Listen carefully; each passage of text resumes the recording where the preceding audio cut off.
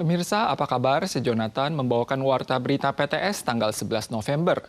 Ada sepasang kakak beradik perempuan di desa Senkang, Changhua yang tertabrak saat menyeberang jalan bulan Februari tahun ini. Mereka meninggal 8 bulan kemudian setelah menjalani upaya penyelamatan.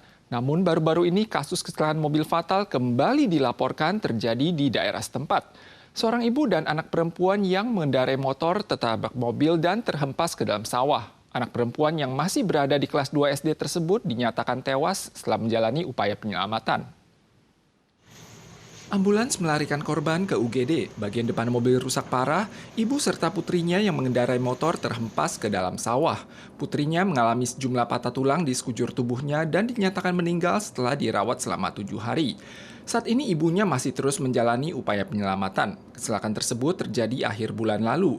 Mobil diduga tidak mengurangi kecepatan saat melewati perempatan jalan. Berhubung di daerah tersebut ada sepasang kakak beradik perempuan yang tewas tertabrak bulan Februari tahun ini, Asosiasi Keselamatan Lalu Lintas Taiwan menyampaikan kebiasaan para pengguna jalan masih perlu ditingkatkan.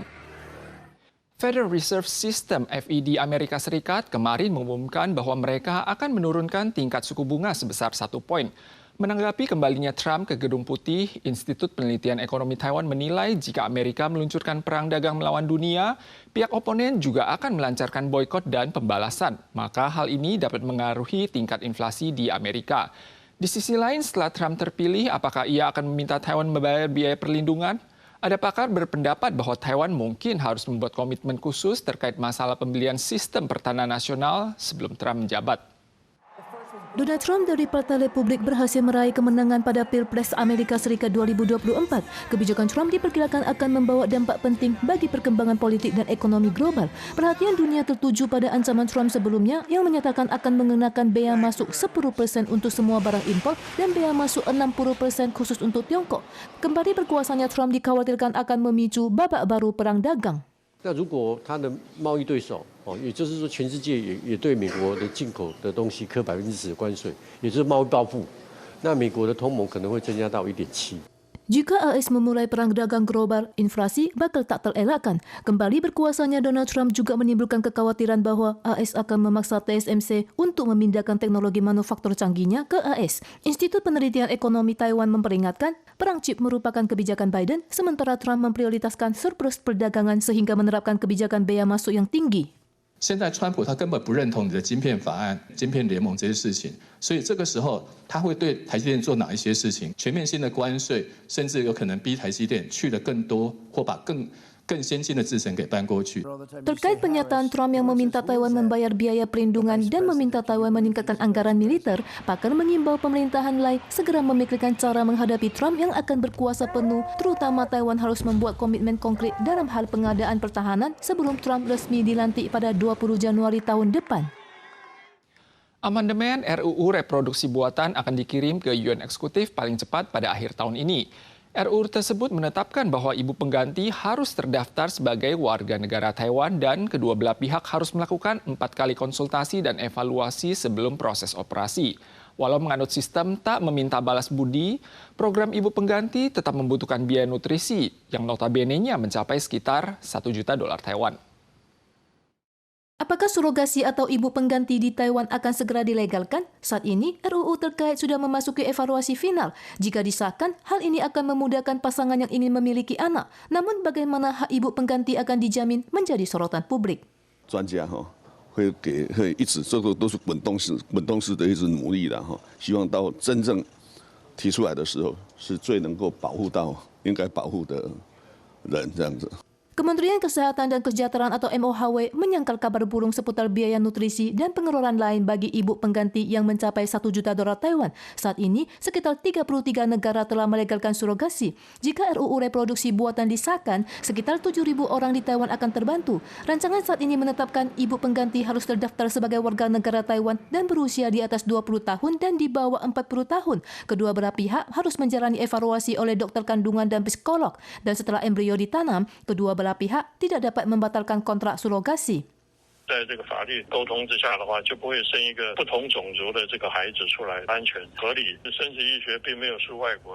Kesempatan sering menjadi ibu pengganti tidak tertutup selama menjalani konseling fisik dan mental. Konten RUU juga mengupayakan perlindungan hak dan kepentingan ibu pengganti, anak yang dilahirkan, dan pihak pemohon.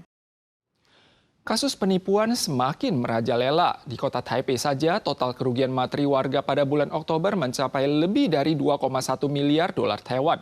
Saat ini total nilai penipuan terbesar di Taiwan dalam satu hari telah menembus 800 juta dolar Taiwan. Polisi belum lama ini memasang papan pengumuman di setiap bank untuk mengingatkan warga. Tidak mengindahkan peringatan polisi, Ibu Chen ini tidak hanya terjerumus ke dalam jebakan investasi palsu dan kehilangan lebih dari 2,6 juta dolar Taiwan, ia juga terlilit utang. 一开始他其实就是像朋友一样，就是会先跟你聊一些嘘寒问暖，聊完之后他就说，我跟你分享一下，那我们现在在做什么。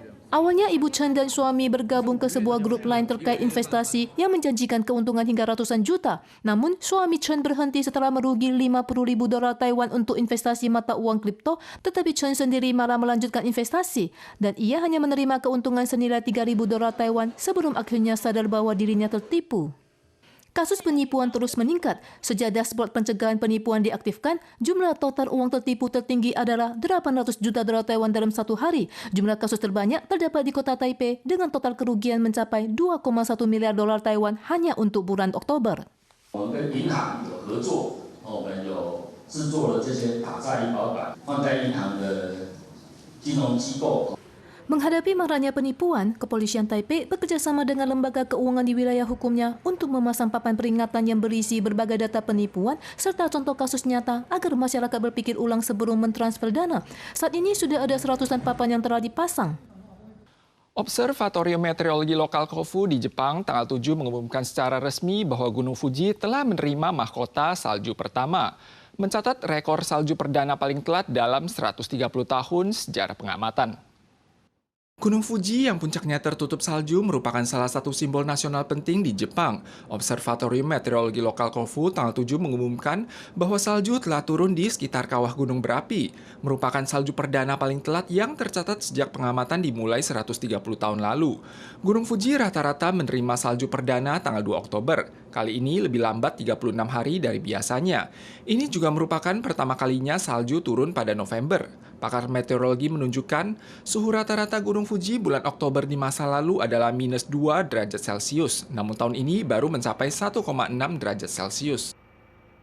Pemirsa sekalian, sekian Warta Berita dari PTS. Kita soal lagi di lain kesempatan. Sampai jumpa.